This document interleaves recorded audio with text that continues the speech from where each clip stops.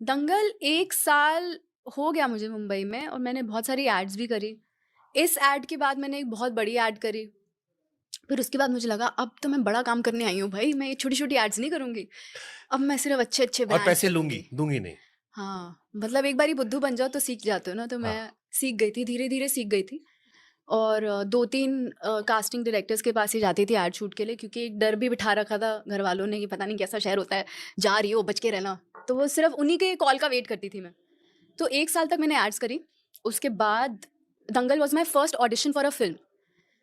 और जब ये कॉल आया कि आमिर खान के साथ एक मूवी है, उसका आपको ऑडिशन के लिए बुला रहे हैं और उनकी 2 बेटी का रोल है। पहले तो मुझे विश्वास भी नहीं हुआ कि मुझे क्यों बुला रहे हैं भाई, मैंने तो बैकग्राउंड म्यूज़िक, बेटा या मन में लड्डू फूटा। हाँ, लड्डू भी फूटा, पर फिर ऐसा भी लगता है कि बेवकूफ़ तो नहीं बना रहे ये। तो मैं और अभी तो जाके स्ट्रगल करना शुरू किया है। हाँ, और पर अच्छी अच्छी जगह से कॉल आ रहा था, मुकेश छाबड़ा जी के ऑफ़िस से कॉल कॉल आया था। तो मैंने कहा नहीं, नहीं ये तो मतलब सॉलिड लग रहा है, ये जाके ऑडिशन तो देना पड़ेगा।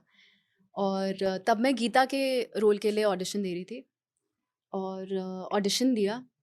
और मेरे अंदर था भी वो दिल्ली वाला कॉन्फिडेंस कि अब जा रहे हैं तो बड़ा काम लेकर आएँगे, ऐसे हम जाते तो ये नहीं है कि खाली हाथ वापस आ जाएँ। तो ये कॉन्फिडेंस मेरे मेरे अंदर हमेशा से था। तो मैं गई, अपना ऑडिशन दिया, वापस आई, अपने सारे रूममेट्स को बोला कि ये फ़िल्म मेरी है। हो ही नहीं सकता इस फ़िल्म में मैं ना हूँ। हुँ, 3 महीने हो गए, कोई कॉल नहीं आया, किसी का कॉल बैक नहीं आया।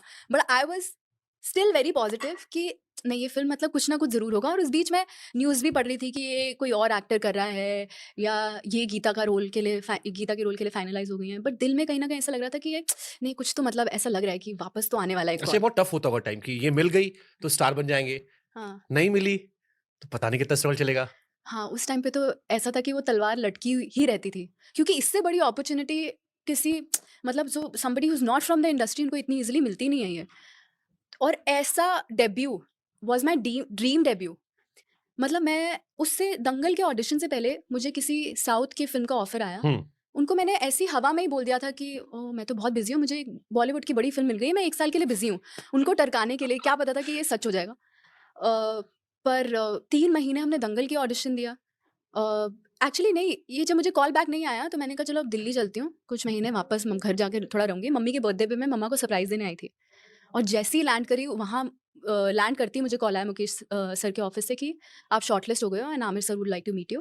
Please come back to Mumbai. तो मैंने कहा मुझे 1 दिन दे दो, मम्मी का बर्थडे, मैं सरप्राइज़ देने आई हूँ, मैं उनसे मिल लूँ, फिर मैं वापस आके ये ऑडिशन दे दूँगी। Then I think on 2nd of March और 3rd of March I went back to